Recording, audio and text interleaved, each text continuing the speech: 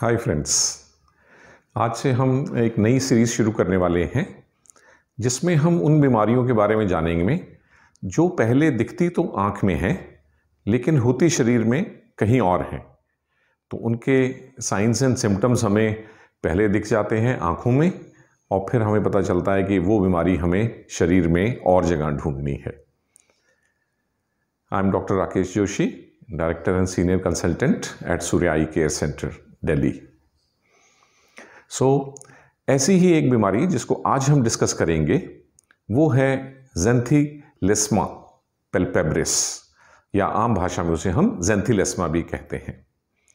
अब ये बीमारी जो दिखती है हमें अपनी पलकों में, पलकों की बाहरी स्किन पे अगर येलो कलर का उठा हुआ कोई ग्रोथ या स्पॉट दिखाई दे तो ये, जैसे कि अब आप इस पिक में भी देख सकते हैं कि इसकी अपीयरेंस बहुत टिपिकल होती है और इसमें कोई मिस्टेक नहीं हो सकती कि हाँ ये ज़ेंथिलेस्मा ही है। तो यदि ऐसा कोई स्पॉट अगर आप अपनी आईलिड्स में और ख़ास तौर पे अपर आईलिड में देखते हैं तो ये ज़ेंथिलेस्मा हो सकता है। अब ज़ेंथिलेस्मा होता क्या है? ज़ेंथिलेस्मा में बेसिकली स्किन के नीचे चर्बी, या जिसे हम कोलेस्ट्रॉल कहते हैं, वो डिपॉजिट होने लग जाता है और फिर वो इस तरह से हमें येलो स्पॉट की तरह दिखता है। अब ये कुछ 3 बीमारियां हैं जिनके बारे में टेल साइन है। इसका मतलब ये हमें आई की स्किन बता रही है कि ये बीमारी आँख की तो नहीं है, लेकिन हमें शरीर में वो 3 बीमारियां जिनमें ये चिन्ह दिखाई दे सकता है उन्हें ढूंढना चाहिए। इनमें सबसे बड़ी बीमारी है, सबसे पहली बीमारी है कोलेस्ट्रॉल का हाई होना, हाइपरलिपिडीमिया। दूसरी है डायबिटीज मेलिटस या शुगर, और तीसरी बीमारी जो ज़ेंथिलेस्मा के पेशेंट्स में हो सकती है वो है थायराइड की बीमारी। जब भी हम किसी पेशेंट में ज़ेंथिलेस्मा देखते हैं तो हम इन तीनों बीमारियों के लिए उनका टेस्टिंग कराते हैं और कभी कभी 1, 2 या ये तीनों बीमारियां ही उन पेशेंट्स में पाई जाती हैं। अब यदि किसी पेशेंट में ज़ेंथिलेस्मा दिखता है तो हम उनके थायराइड प्रोफाइल और इसके अलावा लिपिड प्रोफाइल और blood sugar, fasting PP, HbA1c जिसमें कि 3 महीने का एवरेज आ जाता है, वो चेक करवाते हैं और फिर हमें पता चल जाए कि इनमें से कोई बीमारी जो भी है पेशेंट को, तो उनसे कहते हैं कि अपने फिजिशियन से उस बीमारी का ट्रीटमेंट कराएं। अब बात आती है आई सर्जन के रोल की। तो अगर ज़ेंथिलेस्मा आपकी पलकों पे है तो वो अपने आप तो जाएगा नहीं, या उन बीमारियों का, हाइपरलिपिडीमिया, डायबिटीज़ या थायराइड का ट्रीटमेंट भी करवा लिया तो भी ज़ेंथिलेस्मा लिड से गायब नहीं होगा। इसे तो हटाना पड़ेगा, जो काम आई सर्जन का है। तो इसमें जो सबसे पहले प्रोसीजर आता है वो है सर्जरी। कन्वेंशनल सर्जरी में सर्जरी से स्किन को कट करके फिर उसके नीचे जो फैट डिपॉजिट होता है उसे निकाल के और स्किन को दोबारा से स्टिच कर दिया जाता है।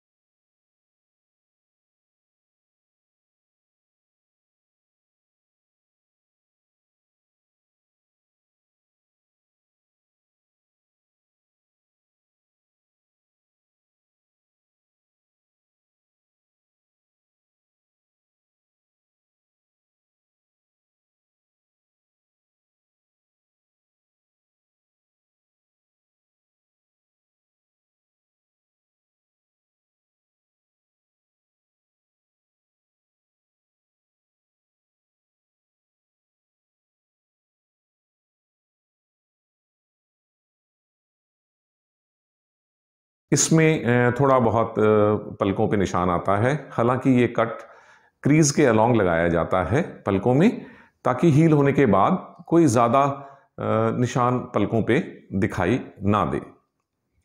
इसके अलावा सेकंड मेथड जो ट्रीटमेंट का है वो है ठंडी सिकाई।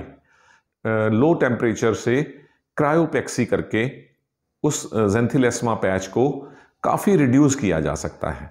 क्रायोपेक्सी से पूरी तरह से तो ज़ेंथिलेस्मा गायब नहीं होगा, लेकिन ये काफ़ी हद तक रिड्यूस हो जाता है और ये एक नॉन सर्जिकल प्रोसीजर है।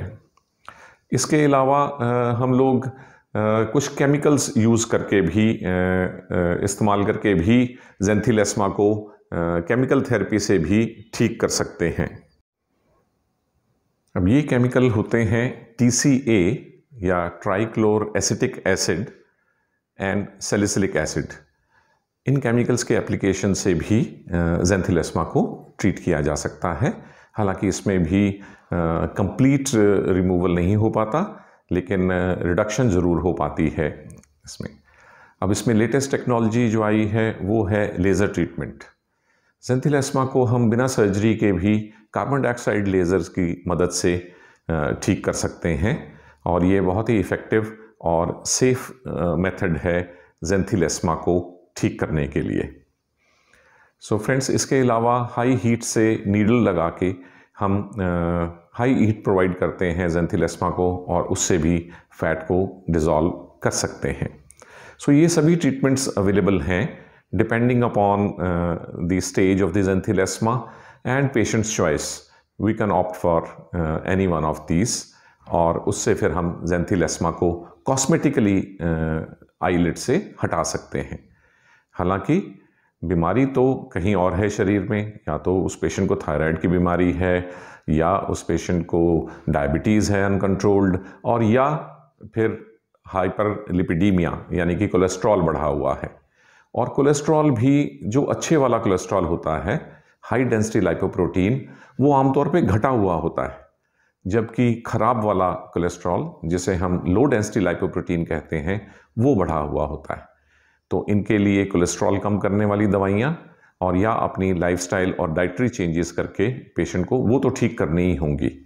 अदरवाइज़ हम किसी भी मेथड से अगर ज़ेंथिलेस्मा को आईलिड से गायब कर देंगे तो उसके बाद अगर पेरेंट बीमारी जो ओरिजिनल बीमारी है वो ठीक नहीं हुई और वो चलती रही तो ज़ेंथिलेस्मा दोबारा से हो सकता है।